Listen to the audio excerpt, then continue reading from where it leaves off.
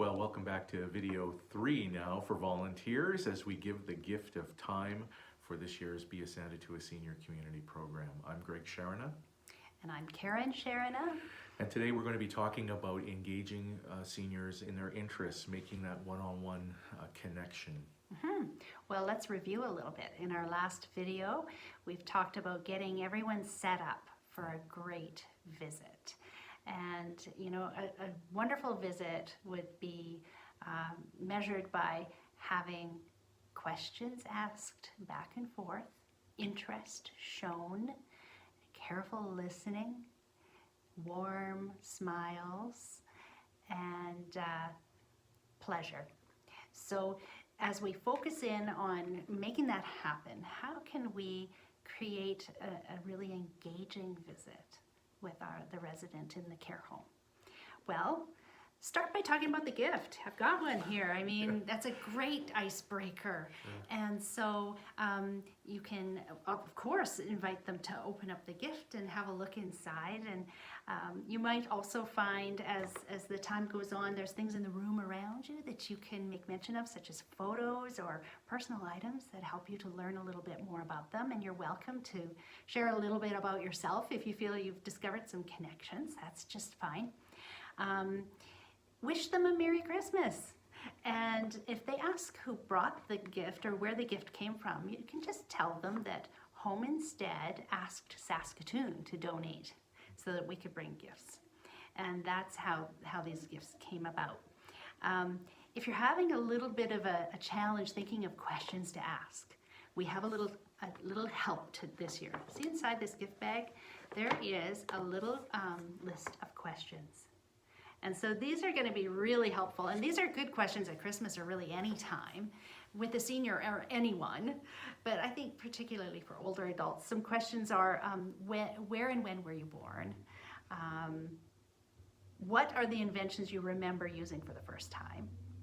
What are some of your favorite Christmas memories? There's 13 questions on this little card.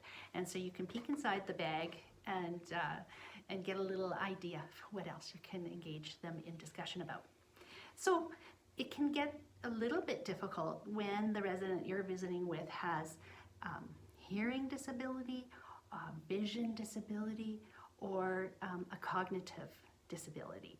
And so the communication can be a little bit more strained, and we have to slow things down, make our phrases very simple, and inquire of them if they are following along with you, how they heard what you said. And if they aren't saying anything back, then they might not be catching what's being said. And so you come at it from a different approach and carry on. And in that respectful way, we create a real safety for a conversation to really open up. Great. I mean, and there's a variety of ways that we can also do this, right?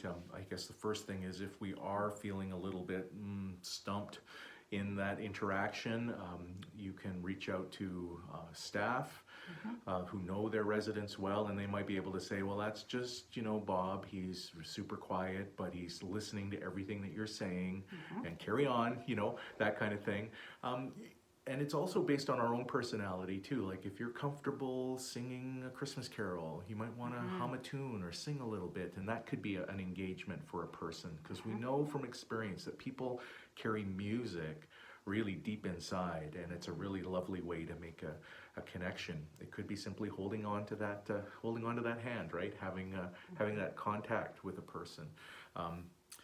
Asking if they wanted to play a game of cards. If you bring along a deck of cards, could be another thing, or simply if it works in that facility, to say, hey, I wouldn't mind a cup of tea, how about you? And if it works and if it's appropriate to offer that, that also communicates, you know what, I have time for you.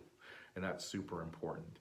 All of these things are our way of making that connection and inviting a person to tell a bit of their story, right? To reflect on Christmases past, talk about their life. It's reminiscing, which can be very, very powerful for a person. And the reason we know that is because we get to do this in our work day to day with our clients. All of our caregivers get to spend a lot of time talking with our clients.